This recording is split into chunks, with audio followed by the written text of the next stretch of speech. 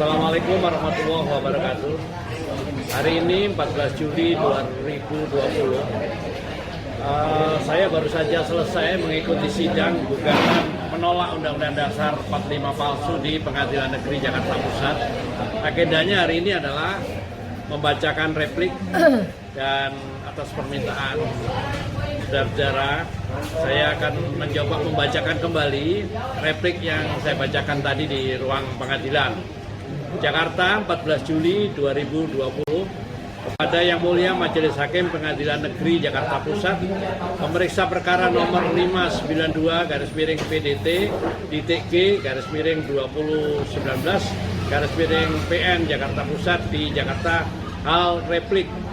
Dengan hormat, kami penggugat Zulkifli alias Dr. Zulkifli S. Ekomei bersama tim kuasa hukum kami dari LBH Solidaritas Indonesia, penggugat dalam perkara nomor 592/PDT-G/2019/PN Jakarta Pusat, dengan ini mengajukan replik atas eksepsi dan jawaban yang diajukan oleh kuasa hukum pimpinan MPR RI, tergugat dan para turut tergugat pada tanggal 23 Juni 2020 dan tanggal 30 Juni 2020 sebagai berikut.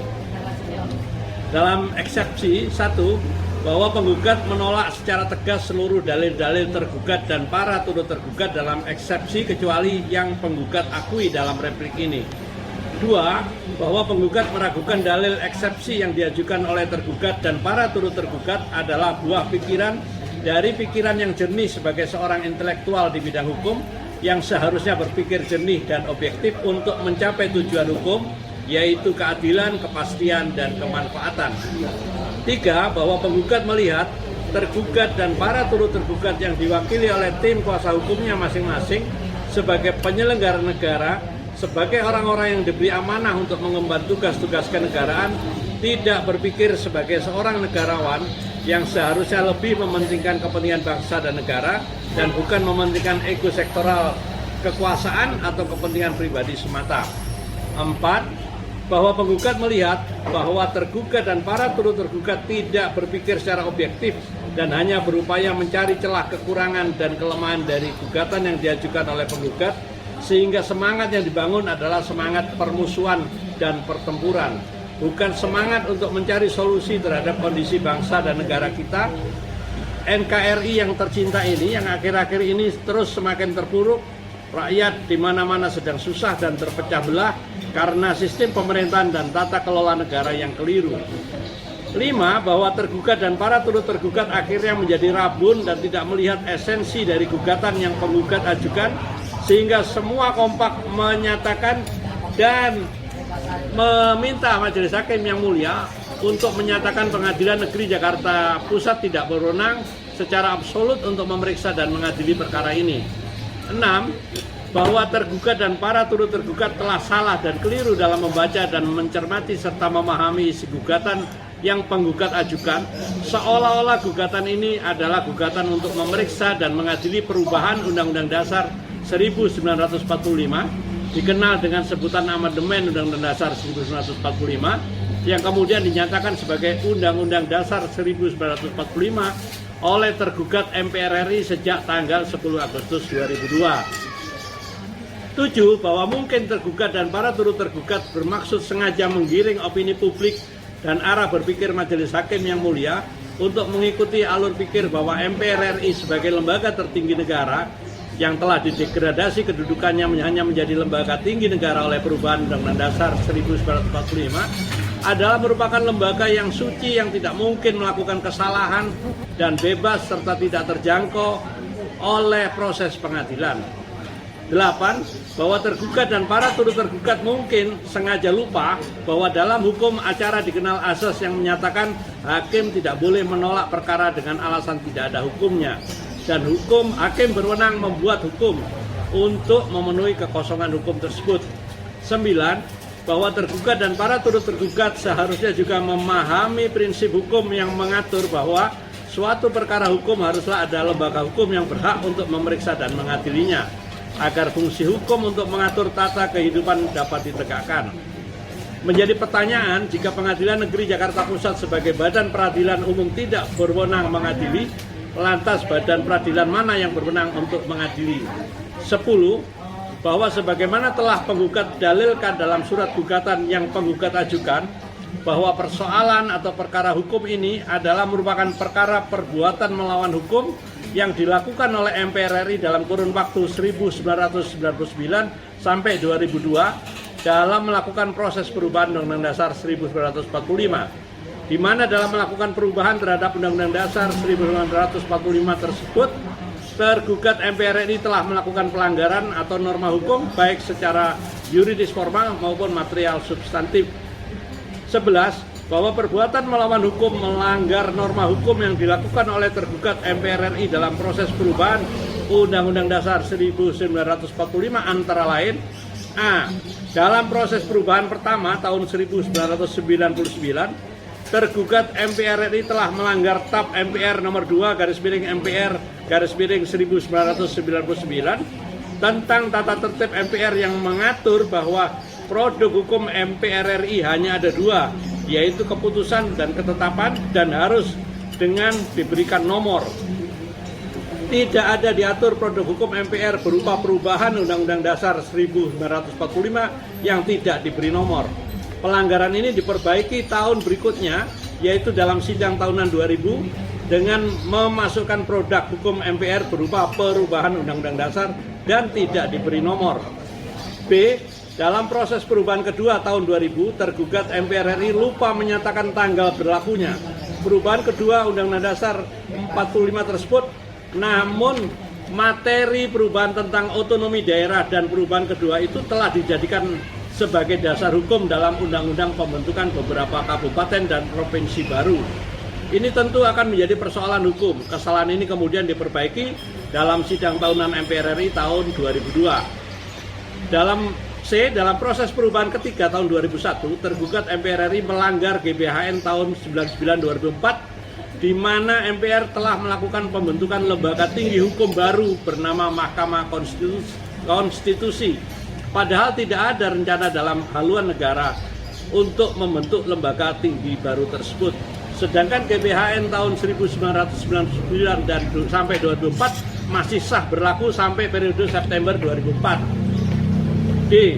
Dalam proses perubahan keempat tahun 2002, tergugat MPR RI telah membuat pernyataan dan menerbitkan nama atau labeling dalam TAP MPR perubahan keempat Undang-Undang Dasar 45 bahwa perubahan Undang-Undang Dasar 1945 tersebut merupakan Undang-Undang Dasar 1945 yang ditetapkan oleh Panitia Persiapan Kemerdekaan Indonesia pada tanggal 18 Agustus 1945 dan dikuatkan oleh Dekret Presiden 5 Juli 1959. Hal ini patut diduga merupakan perbuatan pidana pemalsuan dokumen, yaitu menyatakan suatu dokumen seolah-olah asli padahal jelas Undang-Undang Dasar 45 itu telah diubah.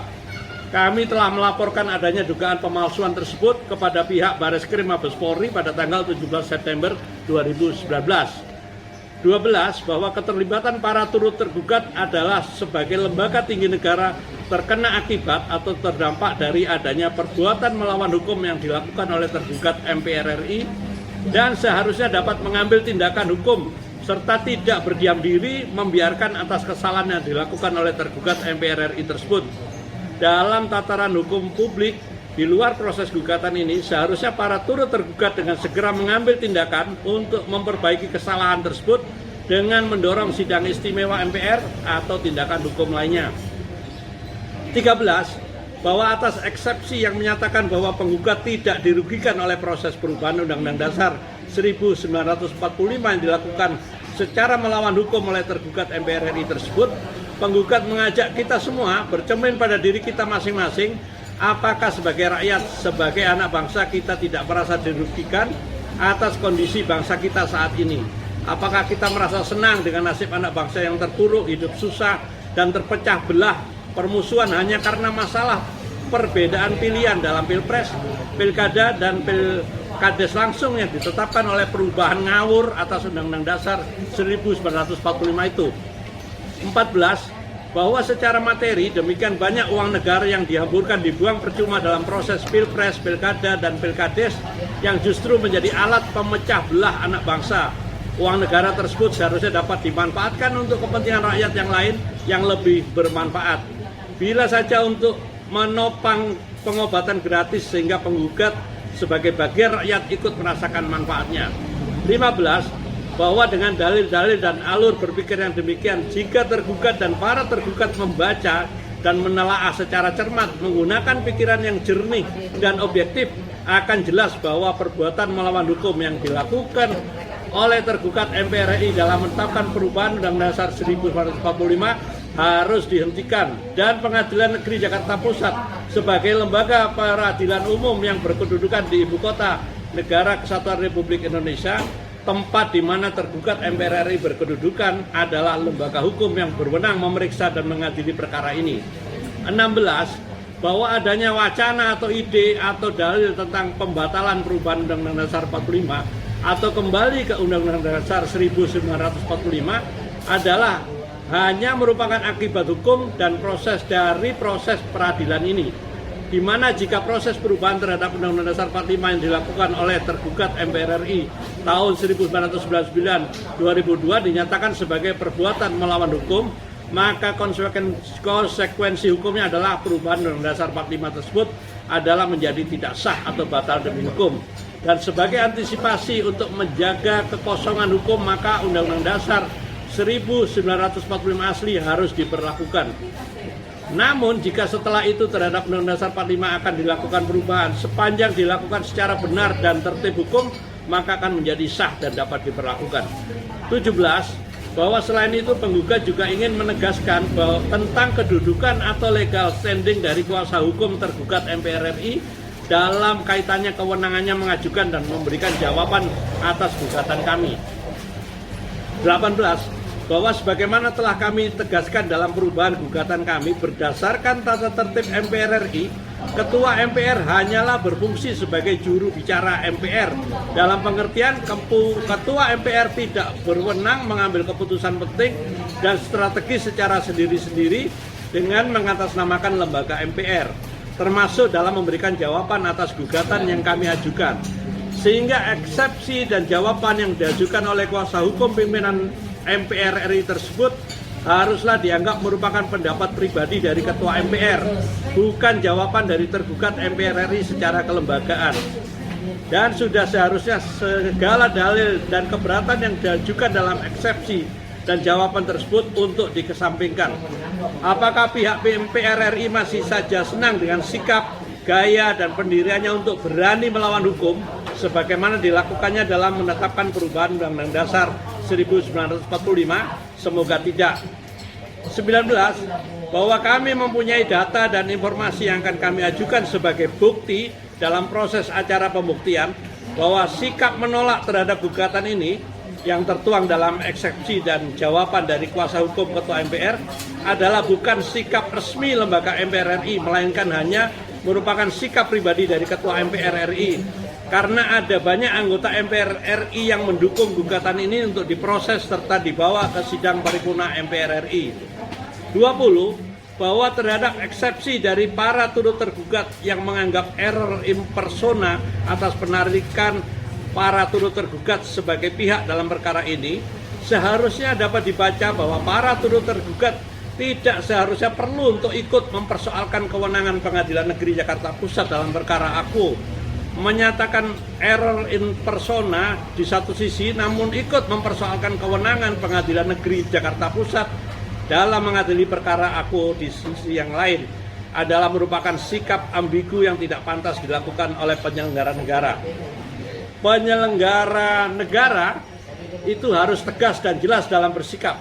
Jika tidak merasa harus terlibat dan tidak mempunyai kepentingan hukum dalam perkara aku, secara hukum dibenarkan bagi para turut tergugat mundur dan menyatakan menarik diri dari perkara aku.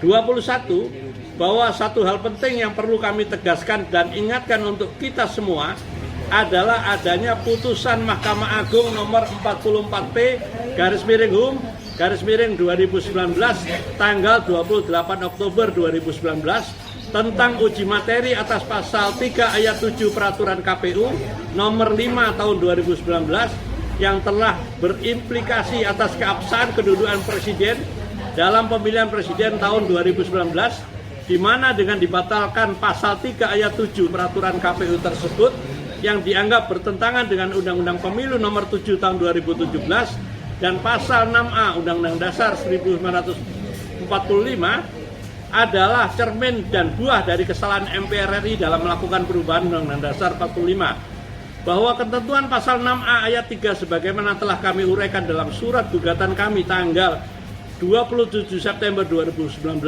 mewajibkan pemenang pemilihan presiden secara langsung untuk mendapat dukungan suara rakyat sebesar 50% plus 1. Kemenangan minimal di 50% jumlah provinsi dan dukungan suara rakyat minimal 2% di tiap provinsi di seluruh Indonesia. Jika kemenangan tidak dapat diraih, maka sesuai ketentuan pasal 6A ayat 4, maka Pilpres tersebut harus diulang putaran kedua dan barulah pasangan peraih suara terbanyak dalam putaran kedua dapat dilantik sebagai presiden terpilih. Bahwa dengan fakta bahwa Presiden Jokowi dilantik dengan tidak memenuhi ketentuan pasal 6A ayat 3 dan ayat 4 Undang-Undang Dasar 45 hasil perubahan, apakah jabatan presiden itu menjadi tetap sah? Ini jalan buntu dalam sistem ketatanegaraan kita dalam konstitusi negara Indonesia. Kondisi ini tentu akan menjadi beban bagi kelangsungan kehidupan bernegara, karena di mata internasional sangat mungkin keabsahan kepemimpinan Presiden Jokowi akan diragukan. Dan kita bangsa Indonesia akan diperlakukan tidak selayaknya bangsa yang merdeka dan berdaulat yang mempunyai kepemimpinan nasional yang sah. 22. Bahwa jika menggunakan ketentuan dalam Undang-Undang Dasar 1945 yang asli yang ditetapkan oleh Panitia Persiapan Kemerdekaan Indonesia tanggal 18 Agustus 1945 dan bukan merupakan menggunakan ketentuan dalam perubahan Undang-Undang Dasar 45 yang ditetapkan oleh MPR RI pada tanggal 10 Agustus 2002, maka MPR RI sebagai lembaga tertinggi negara dapat segera melakukan sidang istimewa untuk menetapkan ulang pasangan Jokowi Ma'ruf sebagai presiden dan wakil presiden atau melakukan pemilihan presiden berbasis suara rakyat secara musyawarah perwakilan di lembaga MPR sebagai cermin dari sila keempat Pancasila.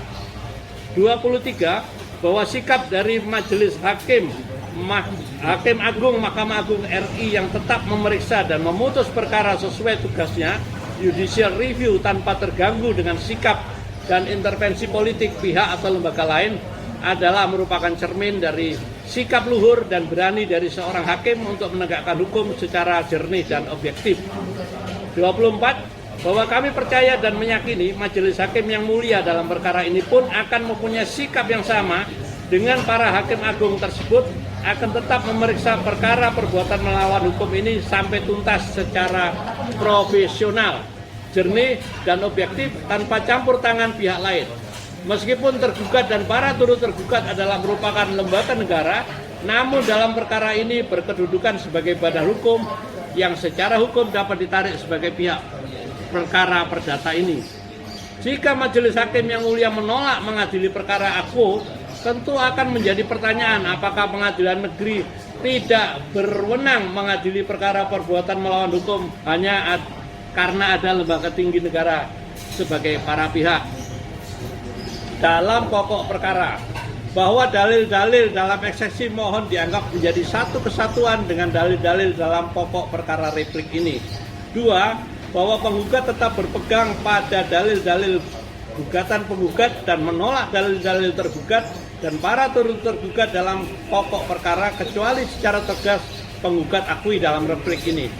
3. Bahwa dalil kuasa hukum Ketua MPR yang menyatakan dan menyitir pidato Bung Karno bahwa Undang-Undang Dasar 1945 adalah bersifat sementara adalah merupakan cermin dari sikap Ketua MPR atau tergugat yang hanya ingin bertahan membenarkan kesalahannya dalam proses perubahan Undang-Undang Dasar 1945 yang dilakukan oleh tergugat. 4. Bahwa perlu kami luruskan bahwa sifat kesementaraan dari Undang-Undang Dasar 1945 asli yang ditetapkan oleh Panitia Persiapan Kemerdekaan Indonesia pada tanggal 18 Agustus 1945 telah hilang dengan adanya dekret Presiden 5 Juli 1959, yaitu dekret untuk kembali menggunakan Undang-Undang Dasar 1945 asli sebagai dasar hukum bernegara. 5. Bahwa selain itu penggugat tidak dalam kapasitas menyatakan boleh atau tidaknya dilakukan perubahan terhadap Undang-Undang Dasar 1945 karena secara formal ketentuan pasal 37 Undang-Undang Dasar 45 asli juga membolehkan adanya perubahan Undang-Undang Dasar itu.